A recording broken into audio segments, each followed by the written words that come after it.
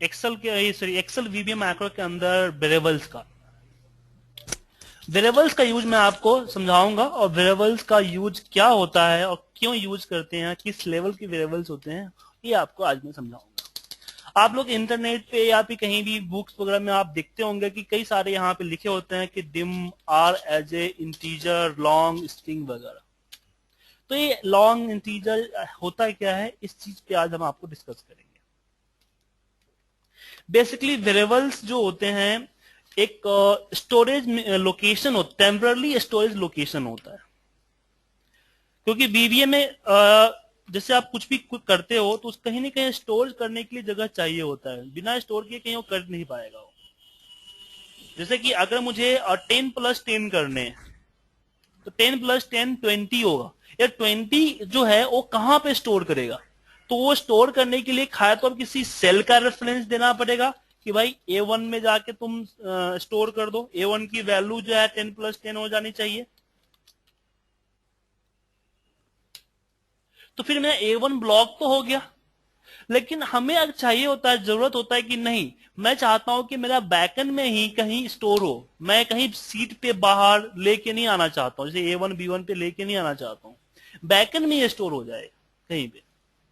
तो उस केस में हम एक वेरिएबल यूज करते हैं, जैसे कि आप लोग मैथमेटिक्स में बनाते थे कि सपोज दैट x=100, और जहां पे 100 यूज करना होता था वहां पे आप x यूज करते थे। तो उसी तरीके से वेरिएबल होता है यहाँ पे। तो इसका यूज क्या है, बेनिफिट क्या है, इस बेनिफिट को हम सीखते हैं। सबसे पहले हम बेनिफिट के बारे में जानेंगे, उसके बाद फिर हम उसका different different type of the use के बारे में जानेंगे। मेरे पास एक सैंपल डेटा है।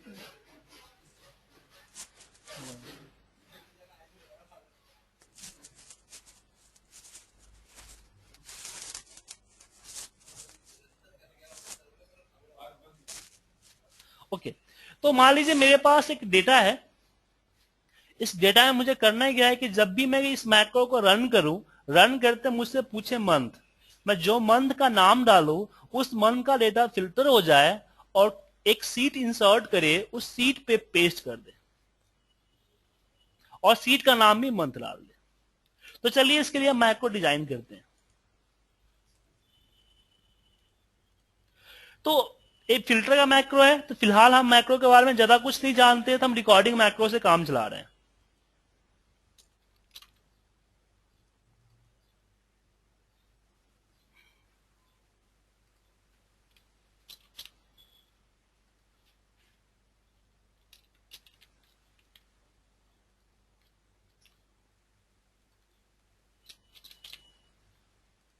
सेम प्रोसेस को अप्लाई किया मैंने, लेकिन इसको मैं रिकॉर्ड में कर लिया था। रिकॉर्ड करने से क्या हुआ कि इसके अंदर एक मॉड्यूल्स बन गया, और मॉड्यूल्स में जितने भी रिकॉर्डिंग पार्ट थी बनी हुई वो यहाँ पे आ गए।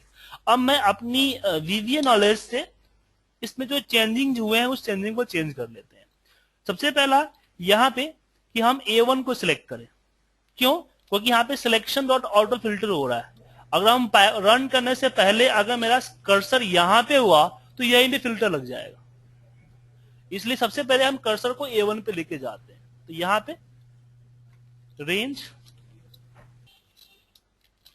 A1 डॉट सिलेक्ट एक्टिवेट, जो करना चाहते हो कर सकते हो। उसके बाद active sheet dot range A1 to K51। अभी यहां पे प्रॉब्लम हो गया क्योंकि मेरा डेटा फिलहाल 51 पे है, मतलब कि 50 ही डेटा मेरे पास है, तो ये हमारा रिकॉर्ड 50 तक ही होगा। लेकिन कल के डेट में डेटा कम और ज्यादा हुआ तो दिक्कत हो जाएगी। हम एक चीज जानते हैं कि हम एक तो हम सिलेक्शन करके फिल्टर लगा सकते हैं, एक होता है कि बिना सिलेक्शन किसी भी एक पहली सेल पे हम कर्सर रख के और फिल्टर लगाते हैं तो फिर भी फिल्टर यूज हो जाता है। तो बिना सेल के फिल्टर यूज होता है, इसका मतलब क्या होता है कि पूरा डेटा कैप्चर में आ जाता है, पूरा डेटा फिल्टर के अंदर में आ जाता है। तो इसीलिए हम यहां सिर्फ A1 को रखते हैं फिल्टर के अंदर, बोलते हैं कि A1 पे फिल्टर लगा दो। तो active sheet dot range A1, वहां पे ऑटो फिल्टर अप्लाई हुआ। अब ऑटो फिल्टर अप्लाई होने के बाद कौन सा फील्ड, तो यहाँ पे वीवीए के अंदर क्या होता है कि आपको फील्ड का कॉलम नंबर नहीं, कॉलम नाम नहीं देना होता है, या फिर हेडिंग नहीं देना होता है, आपको कॉलम नंबर, फील्ड ने नंबर देना होता है। तो हम यहां से अगर काउंटिंग करें 1 2 3 4 5 6 7 8 9 10 11, तो ये हमारा 11 पे आ रहा है। तो यहाँ पे फील्ड इक्वल टू 11 हो गया। फिर क्राइटेरिया इक्वल टू जैन। अब क्राइटेरिया इक्वल टू जैन जो आ रहा है, ये मैक्रो रन होते समय पूछे, मतलब कि अभी तो क्या फिक्स है कि हर बार जब भी मैं मैक्रो रन करूंगा हर बार जैन का डेटा को कॉपी पेस्ट करेगा। लेकिन मैं चाहता हूं नहीं, जब भी मैक्रो रन हो तो जो मैक्रो रन करे, जो यूजर रन करे, यूजर से एट ए टाइम पूछे कि भाई आप मंथ नेम डालो, जब मंथ नेम डालू तो आगे रन करे। तो आपको सबसे पहले एक वेरिएबल डिफाइन करना पड़ेगा कि dim R as a string. ये स्ट्रिंग हमने क्यों किया, इस पे हम आगे डिस्कस करेंगे। फिर R equal to input box. अगर मैक्रो रन करते समय कोई इनपुट अगर आप यूजर से लेना चाहते हो तो उसके लिए इनपुट बॉक्स यूज करना पड़ता है। और यहां पे आप लिख दो जो आप मैसेज शो करना चाहते हो, एंटर। यहां पे प्लीज एंटर मंथ नेम।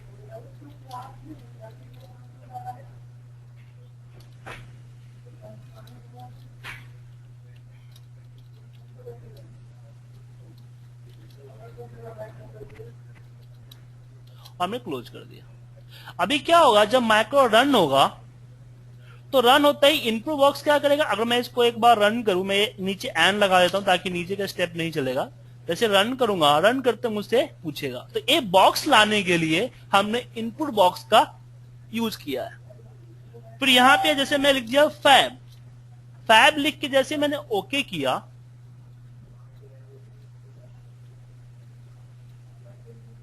तो जो फैब है ये फैब हमारे आर पे स्टोर हो गया। मैं रूपाली जी में इसी बात का जिक्र कर रहा था कि प्रॉब्लम होती है। अभी विनोद जी ऑफलाइन हो गए हैं, मतलब उनका इंटरनेट कनेक्शन कट गया है या फिर उनका बहुत ही स्पीड लो हो गई है, तभी यहाँ मेरे यहाँ ऑफलाइन दिखा रहा है। आपने मुझे कॉलिंग के ऑप्शन दिए ना, अगर हम कॉल वाला ऑप्शन रखेंगे तो ये प्रॉब्लम मेरे ख्याल से नहीं होगी उस केस में।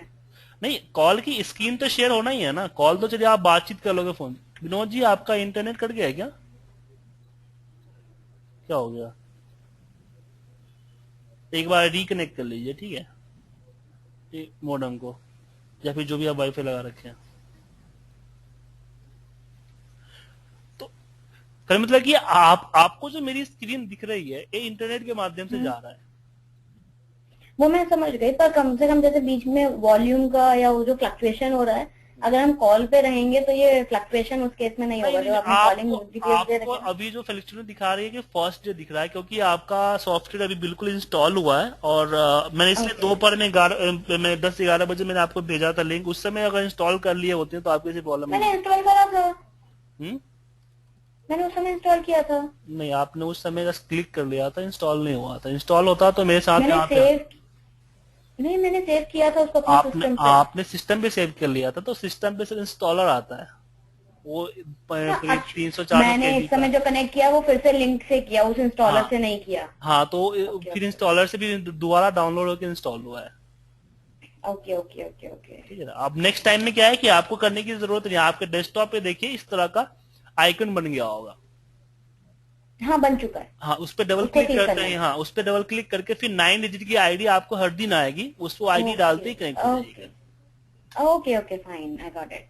ठीक है, यस, थैंक यू। ओके, तो यहाँ पे हमने अब इस चीज को समझिए कि अब रन कर दिया तो यहाँ पे इस तरह का इनपुट बॉक्स आएगा माइक्रो रन करते समय। इस पे जो हमने फैब डाला, अब ये फैब जो है ना वो स्टोर हो जाएगा आर के ऊपर।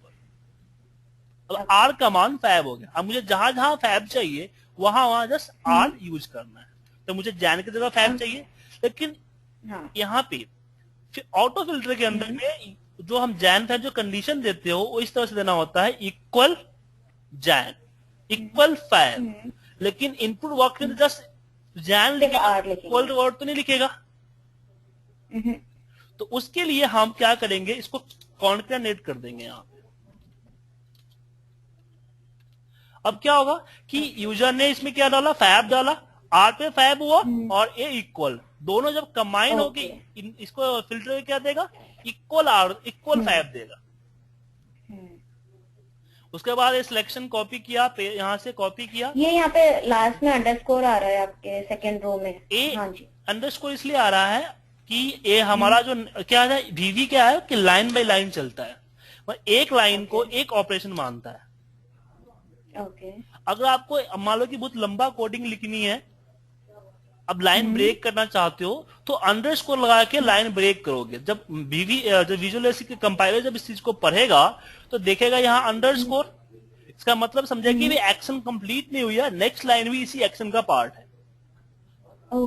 अगर मैं अंडरस्कोर ना लगाऊं तो फिर एरर आएगा, क्योंकि पहली हमारा एक्शन कंप्लीट नहीं हुई है, दूसरा का कोई पता ही नहीं, ऑपरेटर एक्सेल एंड, किसका ऑपरेटर कहाँ का एंड। इसलिए हम अंडरस्कोर लगाते हैं। तो अंडरस्कोर लगाने की जरूरत भी नहीं है, आप हटा भी सकते हो, इसमें इस तरह से भी लिख सकते हो। हाँ, सेम लाइन में रखते हैं। हाँ, सेम लाइन में रख सकते हो आप। ठीक है, ओके। उसके बाद यहाँ से हो गया सिलेक्शन रेंज हो गया। नहीं, आपने वाला नहीं समझा, ऑपरेटर से क्या मतलब हुआ इसका, ऑपरेटर गोस टू x1। अब यहाँ पे हो गया ना कि देखिए, यहाँ पे अगर मैं यहाँ पे आर नहीं लिखता तो मुझे इसको पूरा कॉपी करके यहाँ पेस्ट करना पड़ता। ऐसे तो इसलिए मैंने यहाँ पे छोटा सा आर लिख दिया, और दूसरी चीज और आगे समझाता हूँ। उसके बाद इसने यहाँ पे कॉपी किया, एक सीट ऐड किया सबसे लास्ट में, और फिर उस सीट पे पेस्ट कर दिया। उसके बाद उस सीट का नाम जो है, यहाँ पे मैं एक्टिव सीट डाल देता हूँ, क्योंकि सीट हर बार सीट जब चेंज होता है तो नया नाम होता है ना। इक्वल टू जैन की जगह मैं आर कर दिया। अब ऑपरेटर का बेनिफिट क्या हुआ, यहां पे देखिए, अगर मैं ये ऑपरेटर ना लगाऊं तो क्या करना पड़ेगा कि मैं इसको डेट कर देता हूं, मुझे क्या होगा कि इस इनपुट बॉक्स को यहां भी टाइप करना पड़ेगा और फिर एक और यहां भी करना पड़ेगा। मतलब कि जब भी रन होगा तो उससे 2 बार इनपुट बॉक्स पूछेगा, 2 बार इनपुट बॉक्स अपीयर होगा। पहला इसने दिया, एक मिनट मैं कैंसिल करता हूं,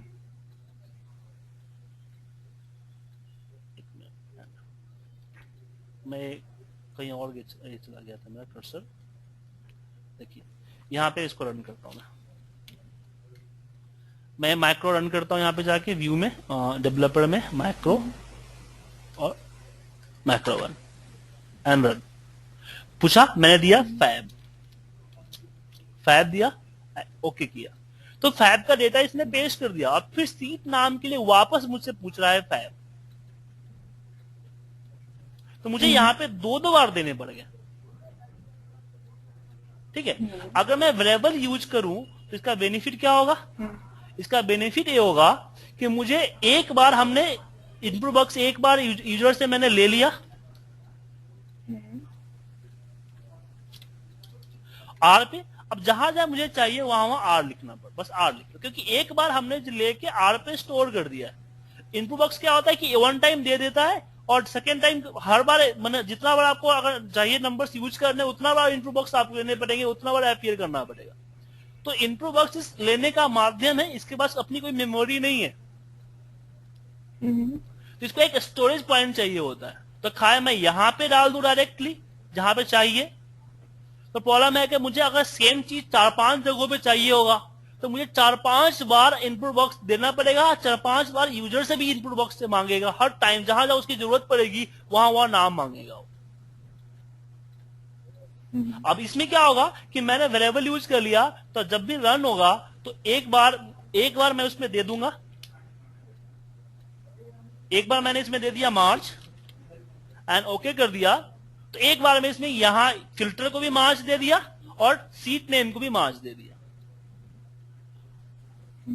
मतलब कि जब मैक्रो रन होगा तो एक आर नाम का मेमोरी के अंदर लोकेशन क्रिएट होगा, जिसकी प्रॉपर्टी होगी स्ट्रिंग, मतलब कि वो सिर्फ स्ट्रिंग डेटा ही स्टोर कर पाएगा, और जैसे ही मैक्रो एंड होगा आर नाम का जो आइडेंटिफिकेशन है सिस्टम से डिलीट हो जाएगा। मतलब कि जब टेम्पररी आप मैक्रो के अंदर एक स्टोरेज कैपेसिटी बना दो, जैसे कि आप कोई मैथमेटिक क्वेश्चन सॉल्व करते हो तो एक रफ डेटा रखते हो ना, कैलकुलेशंस करने के लिए। इस तरीके से समझ लो कि आपका रफ डेटा हुआ जहां पे आप कैलकुलेशन करके बाहर अपीयर करवा रहे हो। ठीक है विनोद जी, कोई डाउट है, समझ में आया आपको ये?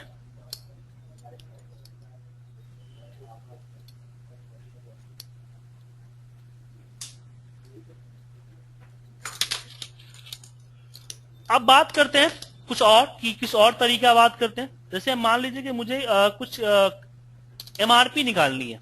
एग्जांपल, एमआरपी का फुल फॉर्म होता है मैक्सिमम रिटेल प्राइस। मेरा किसी प्रोडक्ट की मैन्युफैक्चरिंग कॉस्ट अगर 50 रुपीज है और जो मैन्युफैक्चरर है वो 5% की इस पे प्रॉफिट से डिस्ट्रीब्यूटर को बेच देता है। डिस्ट्रीब्यूटर क्या करता है कि 10 उसकी जो लागत है 10%, उस 10% की लागत पे प्रॉफिट पे डिस्ट्रीब्यूटर को बेचता है, इसको होलसेलर को बेचता है।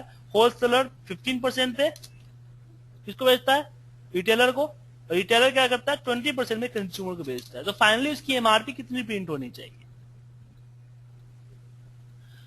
तो याद रखिएगा कि अब ये जो यहाँ पे जो एमआरपी निकले, जो ये निकलेगा प्रॉफिट निकलेगा वो 50 का निकलेगा। मतलब कि डिस्ट्रीब्यूटर को जो खरीद पड़ेगा वो खरीद पड़ेगा 52.5। होलसेलर जो होगा, जो डिस्ट्रीब्यूटर है होलसेलर को जो बेचेगा वो 50 का 10% नहीं, 52 का 10%, क्योंकि उसकी लागत तो 52% पड़ रही है ना। अब इसी तरह का मुझे अगर एक्सेल के अंदर में कुछ बनाने हो तो कैसे बनाएंगे? चलिए इसके लिए हम कोडिंग करते हैं, क्योंकि इसके लिए कोई फॉर्मूला तो है नहीं।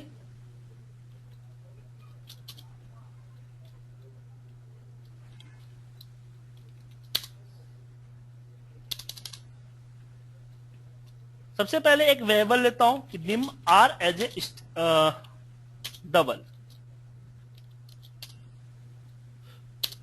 अलग अलग मैक्रो में सेम नाम डिफाइन कर सकते हो। जैसे यहां भी मैंने आर यूज कर रखा है, यहां भी आर यूज कर रखा है, तो कोई फर्क नहीं पड़ रहा है। लेकिन एक ही के अंदर में दो नाम के एक वेरिएबल नहीं डिफाइन कर सकते हो। सॉरी, एक नाम के दो वेरिएबल नहीं डिफाइन कर सकते। फिर मैंने यहां पे किया r इक्वल टू 50 लिख देता हूं मैं। 50 जी किस पे स्टोर हो गया? r पे स्टोर हो गया। उसके बाद मैंने बोला कि r इक्वल टू r का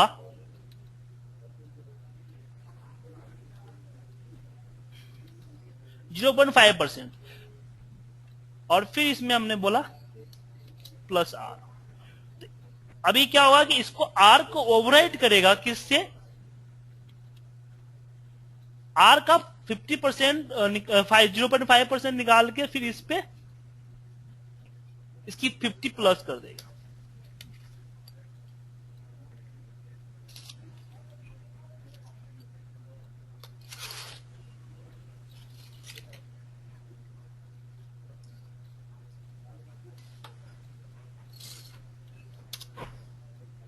फिर इसी स्टेप को आगे हम फॉलो करते चले जाएंगे। यहां पे हो जाएगा 10%। यहां पे हमें कॉपी पेस्ट कर रहा हूं जस्ट 15%, 20%, और फाइनली हमारा, अगर आपको जहां पे मैसेज रिफ्लेक्ट करवाना है, इसे मैसेज बॉक्स में कराना है, तो एमजीएस बॉक्स आर। तो यहां पे देखिए किस तरह से कैलकुलेशन होगा। सबसे पहले जब मैक्रो रन होगा तो एक आर नाम का वेरिएबल डिक्लेयर करेगा मेमोरी के अंदर में, जिसकी प्रॉपर्टी होगी डबल। उस पे 50 को स्टोर करेगा। फिर यहां कैलकुलेशन करेगा कि आर पे स्टोर करो आर का 5% प्लस आर।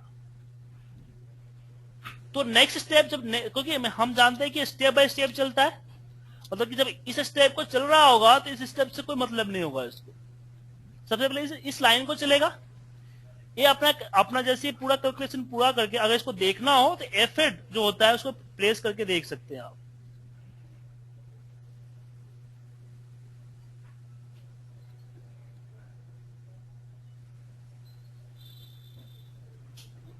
ये माफ कीजिएगा, स्पेलिंग मिस्टेक थी, एमएसजी बॉक्स होता है।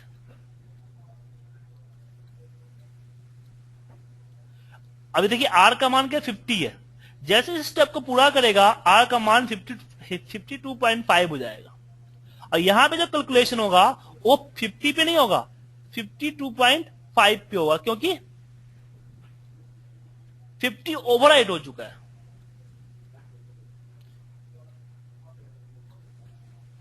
और फिर इसको यहां पे शो कर देगा। मतलब कि अगर आपने किसी वेरिएबल पे एक बार आपने असाइन कर दिया 50, अगर उसी वेरिएबल में दूसरा और कोई असाइनमेंट कर रहे हैं तो पहले असाइनमेंट को क्या करेगा, वो रिप्लेस कर देगा, ओवरराइड कर देगा। तो यहां से ये ओवरराइड करते चला गया और लास्ट में रिजल्ट ए निकल गया। लेकिन बेनिफिट क्या है इस रिजल्ट से, ये तो सिंपल एक डमी हो गया। मैं चाहता हूं कि मेरा शीट से काम करे ताकि मैं ऑफिशियल काम कर सकूं। तो कैलकुलेशंस के लिए जनरली हम लोग फॉर्मूला यूज करते हैं। जनरली हम फॉर्मूला, इस तरह की कैलकुलेशंस के लिए हम फॉर्मूला यूज करते हैं। तो फॉर्मूला कैसे यूज करोगे, सेम, सब चीज सेम रहेगा, बस सब की जगह फंक्शन आ जाएगा। फंक्शन MRP, आप इसके अंदर में input n as a double,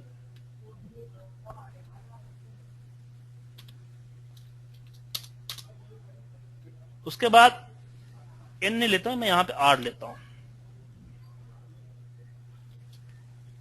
ये r इक्वल 50 करने की जरूरत नहीं है।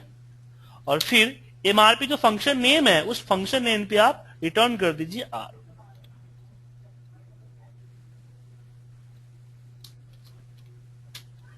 अब एक करे, अब क्या होगा कि आपके एक्सेल के अंदर में MRP नाम का एक नया फॉर्मूला बन गया, आ गया MRP। अब लगाओगे तो आपका रिजल्ट आ जाएगा।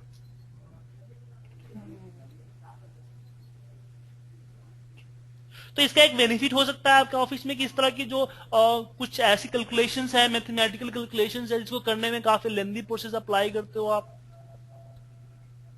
उस प्रोसेस को आप इसमें वीवी में जाओ और वेरिएबल्स के ऊपर कैलकुलेशंस करो और फिर उसको फंक्शन में कन्वर्ट कर दो। अभी क्या हुआ कि अगर मैनुअल लगाते तो मैनुअल लगाने में आई थिंक 4 या 5 लाइन का फॉर्मूला बनता, आप तो लगा लेते, लेकिन हर बार आपको कहीं से कॉपी पेस्ट करना पड़ता। अगर दूसरे टाइम किसी और को लगाना होता तो बड़ी मुश्किल होती। जिसको एक्सेल की नॉलेज नहीं है, उसके लिए ज्यादा एक्सेल की नॉलेज नहीं है, तो उसको तो बड़ी मुश्किल से लगा पाता हो। लेकिन अब क्या है कि आपने बैकएंड में एक फॉर्मूला बना दिया MRP नाम का, तो अगर कहीं पे आपका एक डेटा के अंदर में लिखा हुआ है, जैसे कॉस्ट लिखा हुआ है, कॉस्ट के अंदर में कुछ नंबर्स दे देता हूं, इन सबों की MRP निकालनी है आपको।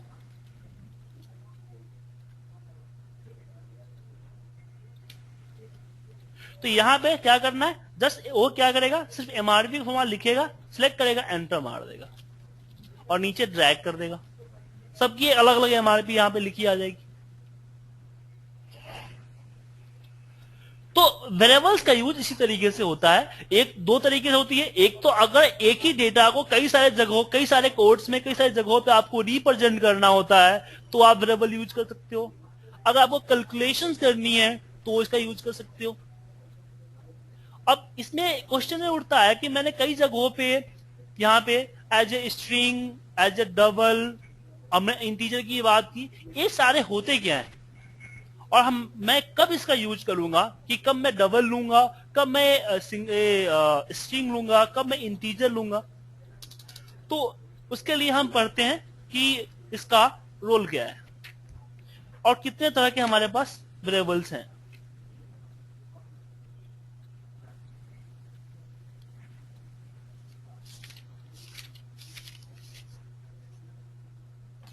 देखिए, सबसे पहला वेरिएबल आता है बाइट का। मतलब कि अगर आपको डिफाइन करना है तो आप डिफाइन करेंगे डिम का फुल फॉर्म होता है डायमेंशन, डिम। और यहां पे जो हमने आर ले रहा हूं, तो आर की जगह कुछ भी ले सकते हो अपना नाम, बस स्पेस नहीं आना चाहिए नाम के बीच में, कॉमा डॉट नहीं आना चाहिए। एज ए, यहां पे आपको बाइट।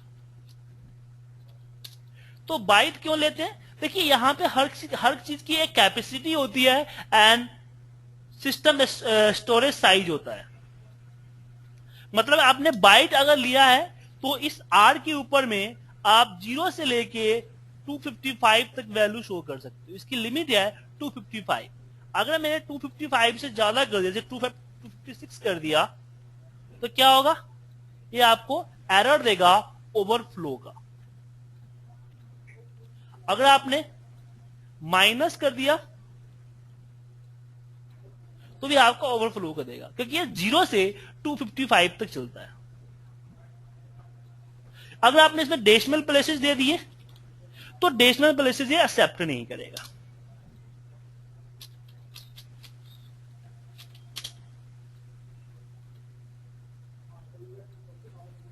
ये मैको, ये नहीं कि आपको मैको चलने नहीं देगा, मैको चलेगा लेकिन फिगर को राउंड कर लेगा।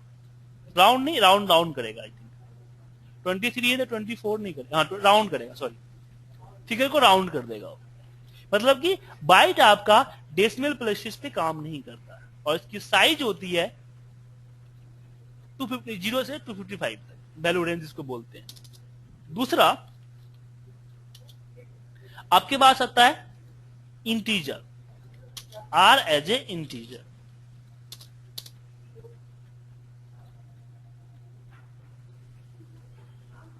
मुझे इसको डेट करना पड़ेगा क्योंकि एक नाम का दो वेरिएबल नहीं डाल सकता ना मैं।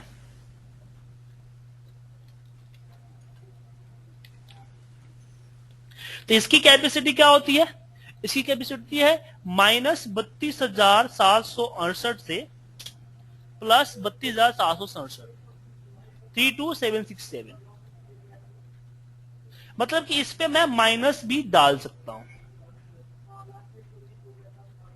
और 255 से भी ज्यादा डाल सकता हूं, जैसे कि 32,767 तक मैं इसमें डाल सकता हूं। बट इसमें भी अगर हम डेसिमल प्लेसेस डालते हैं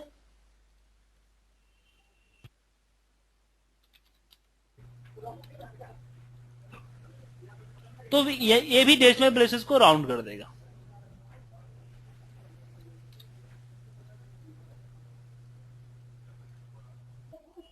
ठीक है, तो इसका मतलब हुआ कि डेसिमल प्लेसेस ये भी एक्सेप्ट नहीं करता है। अब आगे बढ़ते हैं। नेक्स्ट हमारे पास आता है कि dim R as a long. Long की कैपेसिटी इंटीरियर से ज्यादा होता है, ये आई थिंक 11 डिजिट तक लेता है, 10 डिजिट तक।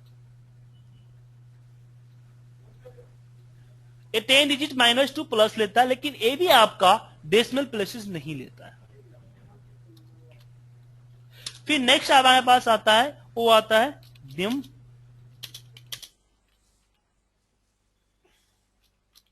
सिंगल। सिंगल की कैपेसिटी लॉन्ग से ज्यादा होता है, ये आपका 15 डिजिट तक लेता है, लेकिन ये भी आपका डेसिमल प्लेसेस नहीं लेता है। फिर आता है dim R as a double. Double क्या करता है कि डेसिमल प्लेसेस एक्सेप्ट करता है और इसकी कैपेसिटी भी सिंगल से ज्यादा होती है, लेकिन इसकी वैल्यू रेंज भी सिंगल से ज्यादा होता है, साथ में डेसिमल प्लेसेस भी एक्सेप्ट करता है और डेसिमल प्लेसेस की तरह लेता है। इसलिए मैंने यहां पे डेसिमल प्लेसेस का डबल का यूज किया था, क्योंकि मुझे पता था कि जब मल्टीप्लाई, जब परसेंटेज निकलेगी तो डेसिमल प्लेसेस में निकलेगी, तो डबल हम यहां पे लेते हैं। अब क्वेश्चन आपके दिमाग में उठ रहा होगा कि हम क्यों बाइट यूज करें, क्यों इंटीजर यूज करें, क्यों लॉन्ग यूज करें, हम डायरेक्ट डबल यूज क्यों ना करें, ताकि अगर मुझे पता नहीं कि डेसिमल्स में है या नहीं है तो कंफ्यूजन हो जाएगी, बाद में चेंज करने पर जाएंगे। तो क्यों ना मैं डायरेक्टली यहां पे डबल ही यूज करूं। तो इसमें ये इतनी सेग्रीगेट क्यों की दिया गया है, ये सारे टाइप्स इसलिए दिया गया है कि जब भी हम कोई वेरिएबल डिफाइन करते हैं तो ये मेमोरी के अंदर में एक स्पेस कैप्चर करता है। जैसे हमने dim R as a byte किया तो इसने अपने मेमोरी के अंदर में एक बाइट की साइज को कैप्चर किया।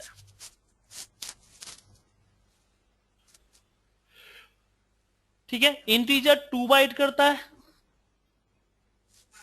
लॉन्ग 4 बाइट करता है, सिंगल भी 4 बाइट करता है, और आपका डबल 8 बाइट करता है।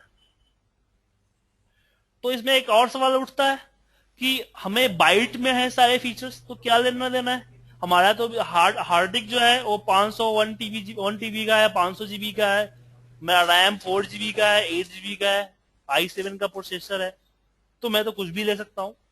देखिए एक जो साइज है ये आपके हार्ड डिस्क का नहीं होता है, एक सब्जेक्ट का होता है, मतलब एक मैक्रो का होता है। जब भी हम कोई मैक्रो लिखते हैं उस मैक्रो की साइज रन करते समय 255 केबी से ऊपर नहीं होना चाहिए।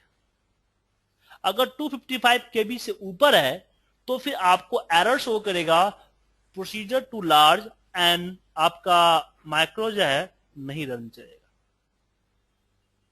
इसीलिए छोटे मोटे मैक्रो पे कोई डिपेंड नहीं पड़ता है कि आप डायरेक्टली डबल यूज कर लो या बाइट सिंगल यूज कर लो, उससे कोई फर्क नहीं पड़ता है। फर्क पड़ता है कब, जब आप कोई बड़ी मैक्रो टाइप करते हो, उस समय आपको फर्क पड़ेगा कि आपका वेरिएबल अपने हिसाब से लेना चाहिए। जैसे कि आप वेरिएबल के हिसाब से लोगे, मान लो कि आपको मंथ इन द न्यूमेरिक में असाइन करने हैं जो कि 1 से 12 होते हैं, तो अब खामाखा लॉन्ग क्या बोलते हैं डबल करके 8 बाइट क्यों खर्च करोगे? आप बाइट ले लो, एक ही बाइट होगा। आपको पता है कि नंबर 500-600 तक है या 1000 5000 तक है, 10,000 तक है, डेसिमल में नहीं है तो इंटीजर ले लो। बड़ा नंबर है डेसिमल में नहीं है, लॉन्ग ले लो। जब पता लगा, तभी आपको पता नहीं चल रहा है कि क्या होना चाहिए क्या नहीं होना चाहिए, तो आपका डबल यूज करो। उसके बाद नेक्स्ट कैटेगरी हमारा आता है dim R as a boolean. Boolean होता है बुलियन होता है आपका ट्रू एंड फॉल्स। इस पे जो एंट्री एक्सेप्ट होती है खादर ट्रू एक्सेप्ट करेगा या फॉल्स एक्सेप्ट करेगा।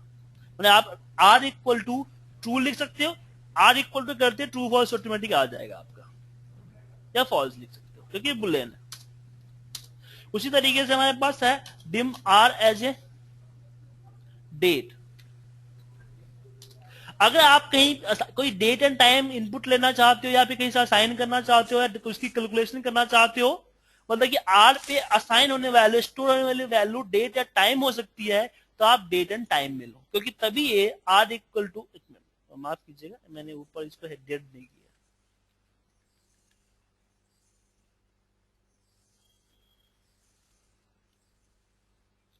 आर इक्वल टू इस तरह के टेक्स्ट को लेगा फिर वो, वरना नहीं लेगा।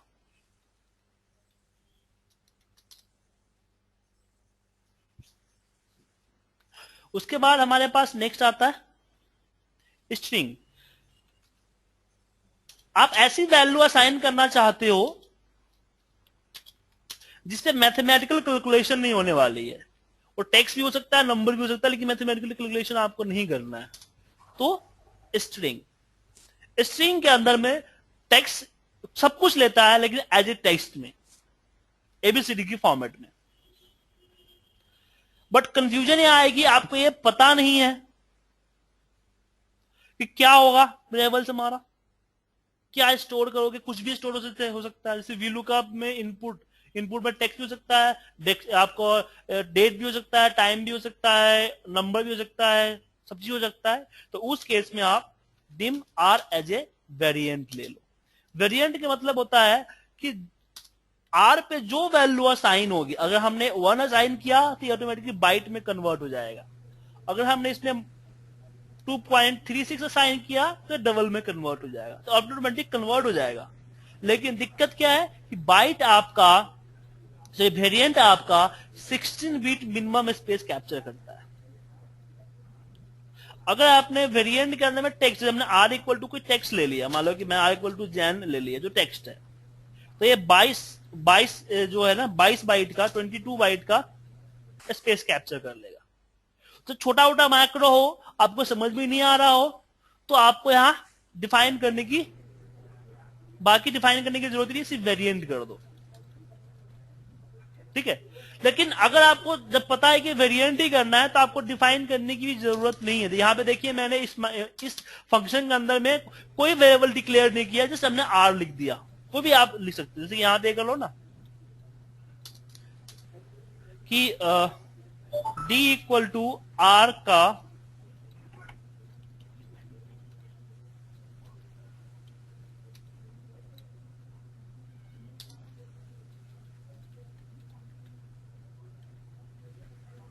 And D equal to D plus R. तो डी को कहीं डिफाइन, अब चलो आर को यहां पे मैंने डबल डिफाइन कर लिया है, लेकिन डी को तो कहीं डिफाइन ही नहीं किया, फिर भी ये वर्क करेगा। ऐसा नहीं कि वर्क नहीं करेगा, देखिए यहां पे फॉर्मूला लगा रखा है मैंने, वर्क करेगा।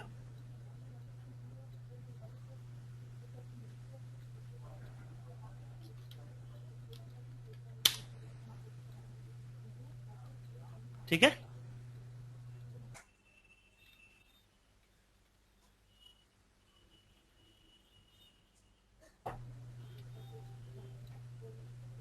वर्क कर रहा है।